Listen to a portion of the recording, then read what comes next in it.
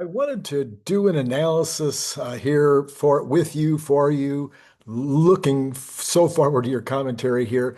I've been studying this now for, well, pretty much as long as it's been going on. Studied it on the plane all day yesterday coming home. Been studying it much of the day today.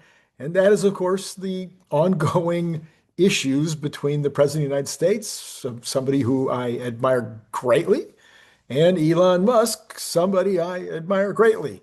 And a couple of weeks ago, as you know, I put together a four-part series where I talked about the tremendous opportunity that we had as a country because these two giants, in their own way, both unique and special, and maybe again the greatest entrepreneur of the age, and you could call that of a couple of hundred, 500, maybe 1,000 years, maybe the greatest entrepreneur ever being on stage, being in the same room, being bromancers, etc. But anyway, with maybe the greatest president, except potentially Washington himself, maybe even a greater president than Lincoln, because Lincoln, while he had one really, really substantial positive result, it wasn't like he has a lot of accolades for the rest of the things that he did as president. Whereas Trump, so far as I can tell, is scoring victory, win after win after win after win, not without tremendous difficulty, not without tremendous resistance, but these are things that we voted for, and which, as many have pointed out, both on the left and the right, most of the issues that he's getting the resistance on are 80-20, 90-10 issues in the United States where the population is 100% behind him, but the few who are being impacted the most or think that they're being impacted are creating all this resistance. Anyway, we've got these two individuals that are on the stage at the same time and working together. There's such potential. Being at odds is the saddest thing that has happened to me this year. I mean, this is not good, and I'd love to see an end to it. So anyway, but I've done the analysis. I've got a lot of stuff here. Maybe you don't have an hour to spend with me. I don't know how long it's going to take me to go through this. I might split it into two parts. If it gets a little too long, we'll see how it goes. I really don't know because a lot of this is going to be a little bit off the cuff, but in detail. Anyway, let's start here. Let's start with Elon. Elon is an idealist. He's just an idea. That's who he is. It may be partly due to his autism. Some of the stuff with regard to his Asperger's is the stuff that makes him as great as he is. And some of that also impacts him in terms of the way he behaves, which can be a negative. I love the fact that he's an idealist. I get it. And he has a clear-cut idea about what the mission is with regard to the federal government right now. And it takes massive amounts of dynamite to get him to budge from whatever path it is that he's on. And he's just going to take the straightest path he can to the goal, and he's going to find ways to knock down the obstacles. You know, the old over or under, around or through. If necessary, he sets goals and he goes for them. Again, that's why you invest in him. That's why you believe in him. That's why you're interested in his life story. That's why I'm interested in his life story to the point of writing books and doing videos. Anyway, well, while he's clearly using nuance, I'm sure every single day he has to be using nuance. He has to be getting into situations where he has to compromise. He's got thousands and thousands of employees, thousands and thousands of associates, thousands of suppliers, et cetera, et cetera, et cetera. All these people, there's times when you can't just say, okay, I'm going to just fire you because I don't agree with you. And that's not even his reputation. That doesn't mean it never happens. It just means it's not his reputation generally. So right now, he is seemingly, for whatever reason, not able to see that the methods proposed by Bessent, by Trump, and some of the others in the administration is a workable and possible solution, a workable and possible approach. Whereas Elon's own approach, while it may seem to be the most pure, it may be based on first principles, it may seem to be the most direct, it has potential negative impacts on the economy to take out that much government spending that fast. I talked about this all the last 4 or 5, 6 months. I've talked about the fact I thought we would go into a recession in the second and third quarter because the amount of employees that would be laid off, the number of contracts that would be canceled, the amount of spending that wouldn't happen by the government, I thought we'd have a recession.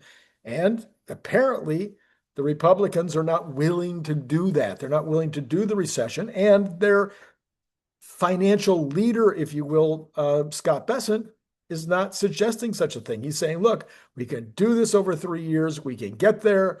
This is the direction that we should take. And Elon doesn't seem to feel that's the right way to go, to the point where it's reported he came to blows with Bessent over it. Anyway, the truth is that the Republicans have put together the big, beautiful bill, and what Trump is trying to say, what others around Trump are trying to say, is this is a possible way to get the job done. It is something that we can get, we have the votes for, and it's something that will get the job done. And there's other elements, other ways that we will attack as we go forward and continue to try to get to the goal. The goal is Bessent's goal, the 333 goal. We've talked about that multiple times on the show. And then to make matters worse, Elon decided to use incendiary approaches rather than solid arguments. And this is the real issue, and the one that makes me the saddest. As noted in my video series 2 weekends ago, I saw the Trump bromance as providing that massive benefits to Tesla, to the economy, to the Republicans, and to the world, greater than the sum of both men's oversized abilities. A great opportunity, in my opinion, might be missed because Elon and Trump are quick to use tough verbal tactics that are hard to take back. And they are continuing to use them. Even this morning, the president was saying that Elon better not put any money behind Democrats or he's going to pay the consequences. Well, that doesn't help provide a directionality towards some kind of a solution that would be helpful to the world. And that's what I think both of them are missing right now. Both of them, I'm sure there's a lot of people telling them. I'm sure there's a bunch of people on X telling them this, and probably on Truth Social, etc., that are saying, look, guys, put this down. Yeah, you got problems with it. Yeah, you don't like the direction, but how about let's look at what you both say you want to do and what most Republicans and most Musk supporters believe is true, that you want what's best for the world, and you've done all these sacrifices to get there. Well, how about sacrificing a little bit in the terms of your belief that your approach is the only possible approach? How about sacrificing a little bit in terms of not destroying one another with all kinds of verbal takedowns? Anyway, well, I'm going to conclude the opening commentary here by saying the worst part about, not the worst part, but this kind of reminds me of something we used to say in basketball all the time. It's an ongoing unforced error. It just doesn't and didn't need to happen. J.D. Vance said this: Elon's heart is in the right place. He's new to politics. The BBB, the big beautiful bill, is not about cutting spending. That's not its purpose. It has some cuts in there, but that's not what its purpose is. It is about keeping the tax cuts and getting us past the potential for running out of money in August. Elon doesn't get, or he appears not to get, the politics. He made a mistake. And he says, I hope he gets back into the fold. I hope he gets back into the fold. Grant Cardone said, never pick a fight with some people. There are people who you cannot win fights against. If you look at Trump's history, you know you're not going to win the fight. Mr. Wonderful said, it's bad for the country. They need to figure it out. Mike Ben Cyber on the 𝐒𝐚𝐽𝐻 show on Fox, he says, I think the thing that Musk is most inflamed about is the failure to codify the cuts that he proposed, rather than the subsidies for his own businesses. I know Elon Musk doesn't care about the subsidies for his own business. He said so multiple times. He says, hey, look, to be fair, we should also cut out the subsidies for oil, natural gas, etc., make it a completely level playing field. I've done quite a deep study on this. I've done some analysis. I had it on my show that there's the subsidies for oil that I'm aware of are subsidies that everybody gets that's in the extraction business are in similar businesses. They're not special carve-outs for oil. Other people have disagreed with me, but I'm still waiting for the chapter and verse to show me something that the oil companies are getting that is not typical of the extraction business.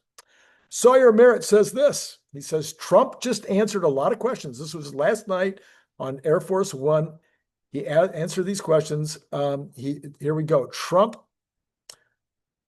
says about Elon Musk, I hope he does well with Tesla. I just wish him well.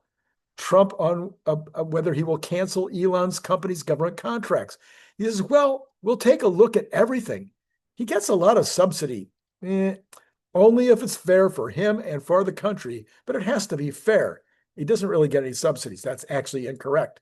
He has the electrical, the BEV business gets some, they're not subsidies. We have consumer set-asides, as you well know, the $7,500. There are incentives that are involved in development of batteries and development of battery cells. The space company doesn't get any subsidies. Trump on the subject of whether he will reopen investigations into Elon's companies. Trump says, I didn't know that they had any. I would just let them speak for themselves. I have no idea whether or not they have any investigations. Trump, when asked if he had any concerns about potential drug use by Elon, quote, I don't want to comment on that. I read an article in the New York Times, and frankly, it sounded very unfair to him. I haven't really said much about this so far. I'm just believing Elon for now. These are primarily subscription drugs, which you can abuse. There's no doubt about that, and which you can get without having a subscription. But of the 6 drugs that were claimed, 3 of them were subscription. The other 3, microdosing mushrooms. Elon said he did that a very long time ago, like maybe once, maybe twice. I think that's what he said. That's my recollection. And of course, the Silicon Valley, it's like if you're not microdosing mushrooms, you're probably you're not in the in crowd, that's for sure. Anyway, Trump on if he wants to take back the key he gave Elon Musk to the Oval Office. Quote, no, I don't take things back. I gave it to him because he tried very hard. Trump on Elon's Doge work. He says, quote, oh, I think it helped a lot. It's not finished at all. We've basically taken it over and many people remain with us. We've saved hundreds of billions of dollars. And then Trump would ask if he will sell the White House Tesla. Quote, I haven't thought about it. I hope he does well with Tesla. So there was, people that were saying that he was going to sell or give away the red Tesla that he bought in that famous yard sale. So apparently maybe Trump did say it, maybe he didn't. All right. Benny Johnson says, Representative Eli Crane says Elon's voice is shaking up the Senate. His impact is huge, and it would be a game changer if he's got on the same page. If he's got on the same page, I don't know what that means. We've gotten a lot of calls about Elon's posts on the deficit. We need guys like Elon. Everybody's messaging needs to be the same. Well, that's not going to happen. You don't, it's like, okay, yes, you can tell everybody, here's exactly what you want to send your senator or your congressman, but that's not going to happen. Everybody has a different take on this. My take is not going to be the same, even as Larry's take, for instance. Okay, here are the top 10 main issues. Let's go through these quickly. The big, beautiful bill budget battle. It's a fundamental disagreement over what is Trump's signature tax and spending legislation. Trump needs to get this through. It is critical to everything he's been doing for the 5 months he's been in office. He's going to get it through if he has to break bones. I'm sorry, just a fact. There's no way that he's not going to get this through. He may have to make some horrible sausage. He may have to give away something he doesn't want to give away. He might have to threaten to primary somebody. He might have to arm wrestle with somebody. He may have to, I don't know what he's going to do. He's going to get the bill through. Okay, there's just no question about that. Now, Musk's position is he called it a disgusting abomination and an outrageous pork-spilled spending bill. Well, I'm sure there are many, many, many people, including me, who believe that bill could have taken out more spending than it did and wouldn't have had as much spending going forward. But this is what they were able to get through. We'll see what happens. He also claims it will massively increase the already gigantic budget deficit to 2.5 trillion. I have done an entire show on this. I'm not going to rehash it here. I've talked about it with Larry on a couple of shows. There's absolute clarity in my mind, and the budget office is now agreeing that no, the overall plan of the Trump administration will reduce the deficit, is already reducing it right now. And when this bill goes through, it will continue to reduce the deficit by a combination of the tax cuts, a combination of the GDP increase, a combination of tariffs coming in, more tax revenues as the GDP goes up. The cuts that are actually there, $1.5 trillion over 10 years in actual cuts, you add it all together, and I'm probably missing something, and you'll have a lower deficit, and maybe by a lot. Now then you do the rescission bills and you start pulling some of the money out that's already in the previous budgets, which are now being revised. Those budgetary items stay in the new budget. You use rescission to reduce those amounts. Anyway, the critical mountain of disgusting pork in the bill is the main thing. Trump says defends it as one of the greatest bills ever presented in Congress, claims it's a record cut in expenses of $1.6 trillion, which the budget office agrees with. White House has issued a mythbuster statement calling the deficit claims a hoax. And then according to some analysis, the bill's estimated to, I'm going to leave that out because that's not even right. Okay, the government contracts and subsidies warfare. Trump has threatened to terminate or people are threatening to terminate billions in government contracts with Musk companies. Oh yeah, Trump said that. He said the easiest way to save money in our budget to terminate Elon's government subsidies and contracts. That's just not true. There's just no subsidies. There are contracts, but no, you're not going to, because he threatened to cut SpaceX and Starlink contracts. Well, there's no alternative. I mean, there's alternatives, but they're multiple times more expensive and not as effective. So that would not be good for the country. I honestly believe Trump himself will not direct anybody to make any cuts that would be to anything that Elon's doing for the government that would be detrimental to the country, would cost the country more money, or would reduce the effectiveness of the products or services. He's suggested ending corporate welfare payments. Yeah, okay. That if there's any corporate welfare and anything that Musk is doing, then great, do it. He's threatened to then, of course, Musk threatened to decommission SpaceX Dragon, as you may have heard with Larry and me last night. This was probably the stupidest thing that Musk said in everything that he said last night, and there was many stupid things. He pulled back on that right away. But what it does, it's kind of saying the negative part, or the obvious part, it's like saying it out loud when it didn't need to be said. Of course, he can stop selling the U.S. government anytime he wants to, but you don't use that as a wedge. Of course, we know all the reasons. We know why you wouldn't want to stop that. It's our only way to get to the space station, and the only way they're going to be able to disassemble it, really. It says that $22 billion in SpaceX contracts are at risk, but again, that they're not at risk. Who else is going to do the work? There's nobody else out there. Government officials are stunned by the Dragon threat. Yes, I'm sure of that. And Pentagon is pushing for SpaceX alternatives. Let me know in the comments below if you know if there's any company that isn't 10 years behind Tesla in terms of what he can do in space. Nobody's even close. The other companies are 100 times the dollar per payload and don't have anywhere close to the ability to put payload in space. Number 3 was the social media platform competition.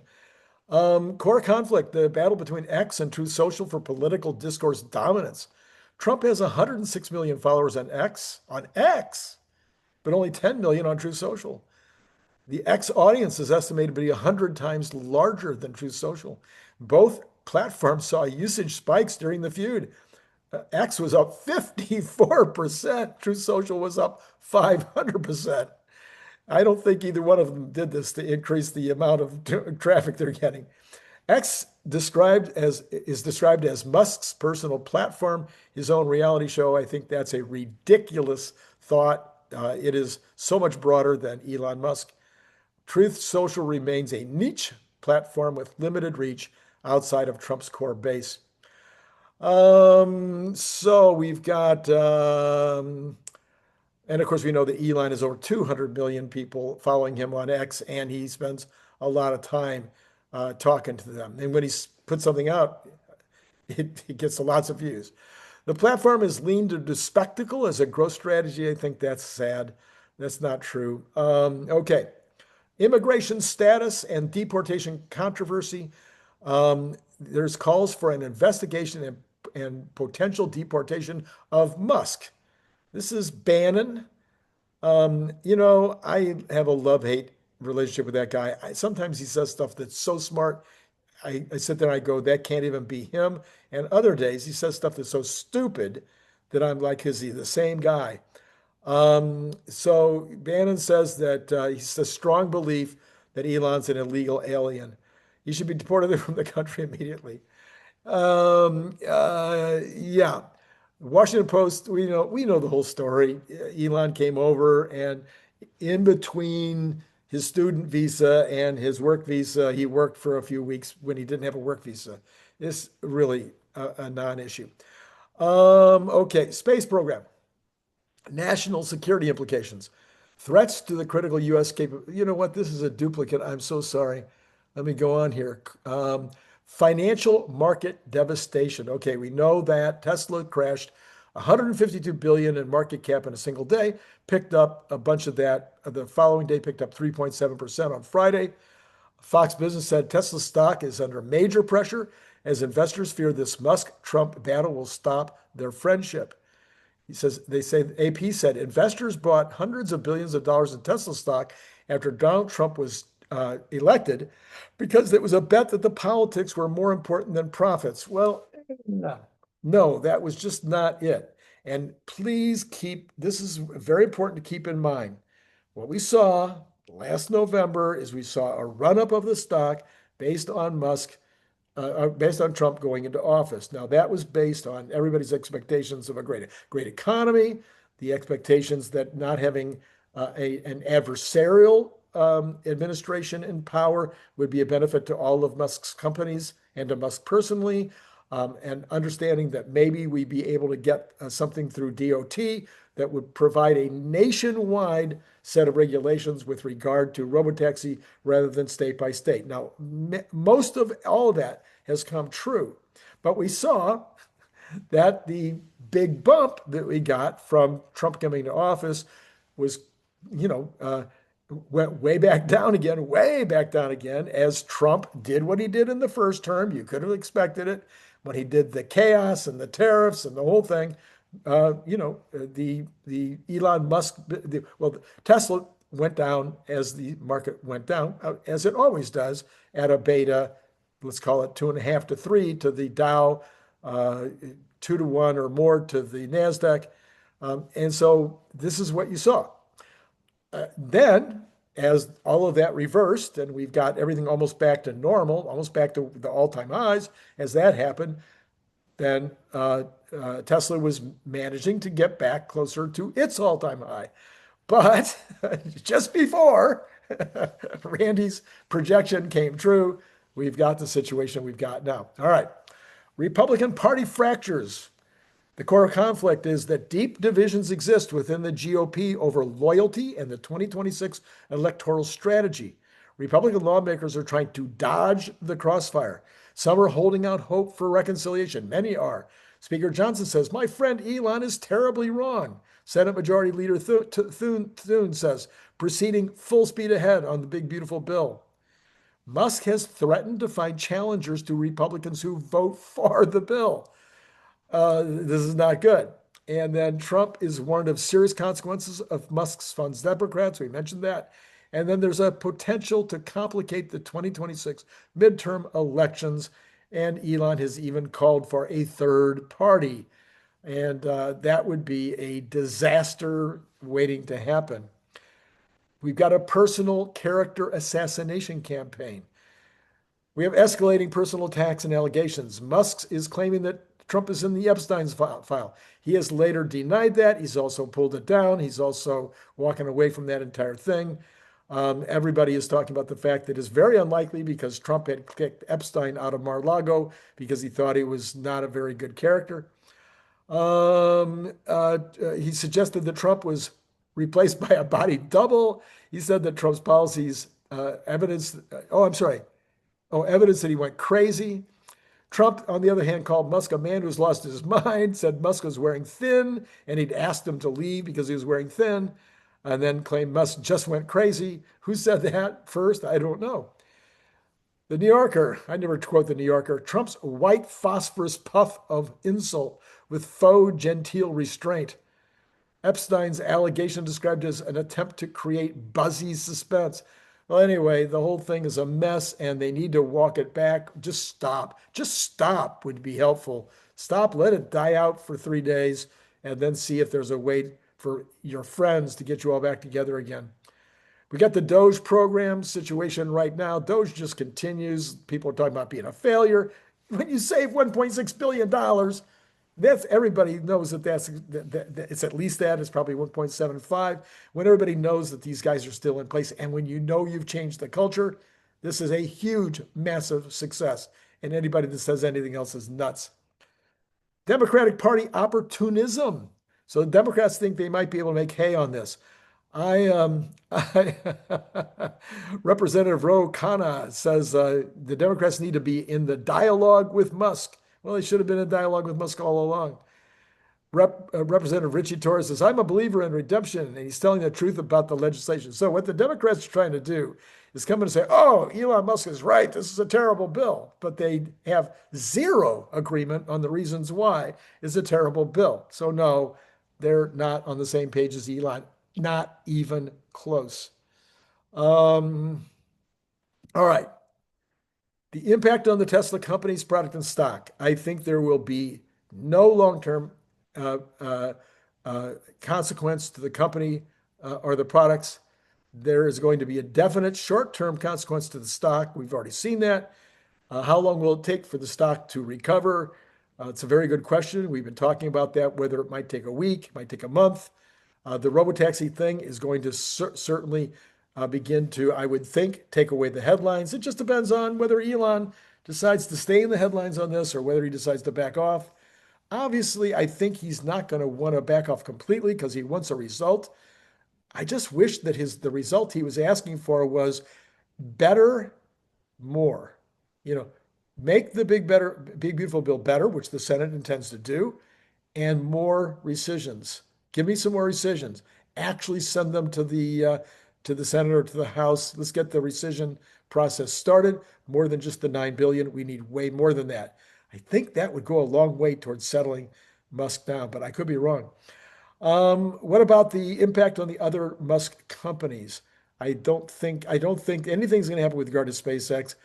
This is something where, well, SpaceX, quite frankly, the $22 billion in contracts that they have with the US government are not going to change their life that much.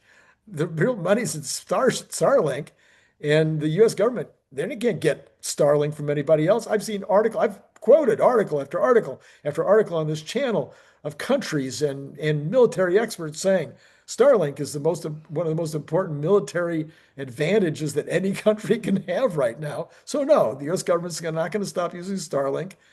Uh, SpaceX and Starlink are going to do just fine, whatever the US government decides to do. And no, Trump is not going to cut off his nose to spite his face. Just not going to happen. So I hope the Democrats aren't getting too far along in their joy over those potentials. How about the impact on Elon Musk's personality, his emotional, kind of his, you know, about his mental health, I guess you could say, about his stature in the world community, about his reputation? Yeah, I think it's going to take a hit. I got people sending me emails and direct mails and all kinds of if you really want to talk to me, the fastest way to talk to me is join join Patreon. But anyway, I got people hitting me up every possible way they can hit me up, and people are saying, "Oh man, oh, this is the first time that Elon's really, really got me thinking." Okay, Elon's going to be fine. This is not his first time to go crazy and to do stupid stuff. We can think of pedo man. We can think of other things. I don't want to go down the list. Reputation. Yeah, I think he'll take a short-term hit to his reputation. Mental health. I think about how most nights Elon Musk probably goes to bed alone. Well, we know very likely every night he goes to bed alone, but I mean, he's alone in his home. He's alone in front of his computer. He's alone somewhere on a factory floor. He probably likes that. It's probably, his preferred situation, but I think it can wear thin. And so there's nobody sitting there saying, "Oh, you shouldn't have done that." Anyway, impact on Trump's personality, reputation, mental health, etc. No, I don't think much. I think he's going to win. That's what's going to happen, and because that's how he is. For him, winning's everything. For Elon, it's not winning; it's accomplishing the mission. There's a slight difference between that. There's more ego involvement in the winning, and Trump wants to win, and he's going to win. And so no, I don't think it's going to have a negative impact on him at all. What about impact on the big the beautiful bill? Here's my optimism. My optimism, I just kind of said it a minute ago. I think the big beautiful bill gets passed. Cathie Wood thinks the big beautiful bill gets passed. Most everybody on the Hill thinks it'll be passed. It'll be passed with some slight revisions from the Senate, and hopefully those rescissions take out some pork, maybe reduce, maybe they just take 20 billion out of the military spending, take 10 billion out of the border wall. Give not just Elon, give all of the, I don't know, the MAGA crowd who thinks that it's spending too much money, just give something back. You can do it. Let's go. Do it. All right. What about the impact on Republicans? No, there's no impact on Republicans yet, but there could be an impact on Republicans if there isn't some kind of compromise. And the compromise is probably going to have to be all from the Trump side, who has all the cards. But it's okay. Sometimes, even when you have all the cards, you compromise. Why? So that everybody walks away from the table feeling like they did okay. And Trump totally gets that. He totally knows that's how you do it. He's a master negotiator, and that's part of the way you negotiate. What about the impact on Democrats? These guys are so far from having anything that the public wants right now that I don't think this will help them. And how can it hurt them? They're already at what, 27%, 25%. Nobody likes them. They've got all the wrong issues. They're on the wrong side of all the issues, and they're making it worse right now. The illegal immigrants and their pals are out in the streets of Los Angeles rioting over ICE picking up illegals and taking them out of the country. This is not helping Democrats at all. This is going to be bad. How about the impact on the golden age? This is my last one. And what do I think about the impact on the golden age? Well, I think that the golden age is going to happen because I think all of the pieces are already in place. It's already on the way. I think everybody's going to be shocked by how fast we get into a very good economy. Elon Musk saying that he thinks that we'll have a recession in the third quarter because of tariffs. I couldn't disagree with him more. I think there's no chance in the world that we're going to have a recession in the third quarter because of tariffs. And I think by the fourth quarter, as Besant says, we'll be at 3% plus GDP increases. And by next year, as Cathie Woods and many others believe, we will start to see the AI starting to kick in a major way. And that will cause productivity to go through the roof. So no, I don't think it's going to have much of an impact of any on the golden age. I think we'll be all right. It could have a short-term impact on the golden age if some parts of the big beautiful bill, et cetera, are stalled, or if it takes us into late July because of it. I'd sure like to get this done by the 4th of July. All right, I'm out of words. I'm out of breath. I need a drink on my Diet Pepsi. Please like, subscribe, notify, all that jazz. There'll be one more video tonight. That video will be news of the day, Tesla news and economic news of the day. That'll be at 7:45. And tomorrow you'll have your regular Monday morning show at 5 o'clock-ish. And of course, that's one of the most important. So the most important video of any month is the one that Larry and I do about Cathie Woods. We did it this morning, actually this afternoon. For most of you, it's up right now. I'll put a card for that. The second most important video you should ever watch on my show, on my program, is always the Sunday night show that we call Monday Morning, where we looked at what's coming up in the economy in the coming week, as well as analyze kind of what happened the prior week and just kind of all that kind of stuff.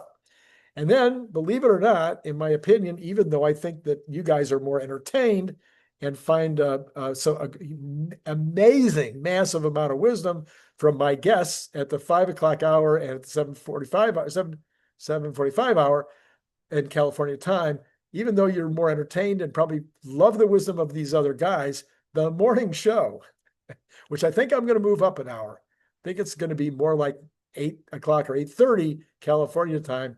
That one probably has the most detailed information that might help you in your quest to figure out how to play Tesla or the rest of the market. Anyway, that's all I got for right now. I'm going to say adieu, and I'm also going to say it's been great talking to you.